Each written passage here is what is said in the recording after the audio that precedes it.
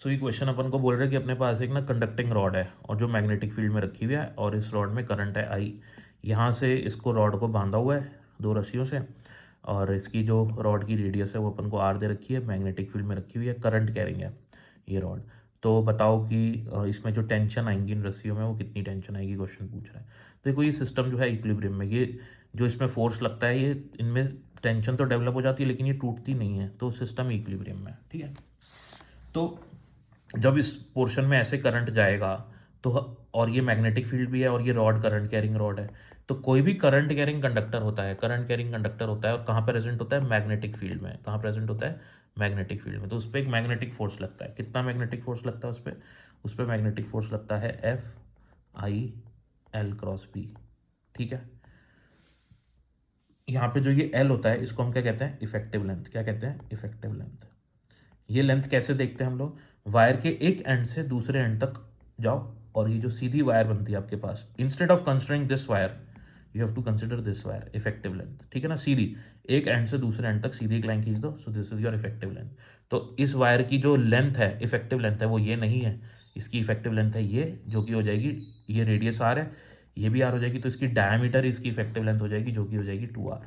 तो फोर्स कितना लगेगा इस पर, ये तो वेक्टर फॉर्म है, डायरेक्शन निकालने का काम आता है। फोर्स होगा बी आई एल, है ना, इस पर टोटल फोर्स लगेगा बी आई एल। तो बी तो मैग्नेटिक फील्ड तो बी ही है, करंट आई ही है, और एल कितना आ जाएगा, 2r आ जाएगा। तो इस पूरे पोर्शन पे जो फोर्स लगेगा वो लगेगा बी आई 2r। ठीक है, अब डायरेक्शन ऑफ फोर्स की बात करते हैं, क्योंकि मैंने इसको कंसिडर ना करके इसकी जगह एक ये वाली वायर कंसिडर कर लिया ऐसे। तो करंट इस सेंस में फ्लो कर रहा है तो डायरेक्शन ऑफ वायर इधर रहेगी। ठीक है, करंट ऐसे फ्लो कर रहा होता तो डायरेक्शन ऑफ वायर अपन ऐसे लेते, राइट। इतनी बात समझ में आई। तो अपने जो डायरेक्शन ऑफ करंट है वो अपन को ऐसे गिवन है। ठीक है, अब अपन फोर्स की डायरेक्शन देखते हैं। तो फोर्स की डायरेक्शन देखने के लिए अपन को क्या करना पड़ेगा, ये रूल लगाना पड़ेगा, एल क्रॉस बी। एल मतलब फर्स्ट वेक्टर और बी मतलब सेकंड वेक्टर। तो राइट हैंड की फिंगर्स को फर्स्ट वेक्टर की तरफ पॉइंट करो, राइट हैंड की फिंगर्स को फर्स्ट वेक्टर, फर्स्ट वेक्टर मतलब एल वेक्टर।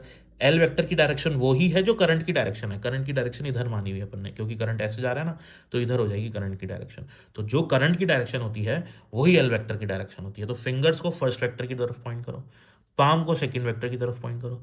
तो मैग्नेटिक फील्ड अंदर की तरफ है तो फर्स्ट सेकंड, तो मेरा थंब का पॉइंट कर रहा है ऊपर की तरफ, 1 2 3। वापस से करता हूँ, 1 2 3। ठीक है, तो आपको यहाँ पे पता लग गया कि जो इस पे फोर्स लगेगा, मैग्नेटिक फोर्स, वो लगेगा ऊपर की तरफ, यहाँ ऊपर की तरफ, और फोर्स की जो वैल्यू होगी वो होगी बी आई 2r। अब इस पे पूरे पोर्शन पे ऊपर की तरफ मैग्नेटिक फोर्स लगेगा, तो ये जो स्ट्रिंग्स हैं इसमें टेंशन आएगी, तो इसमें टेंशन आएगी नीचे की तरफ। ठीक है ना, तो इधर भी टी टेंशन आएगी और इधर भी टी टेंशन आएगी।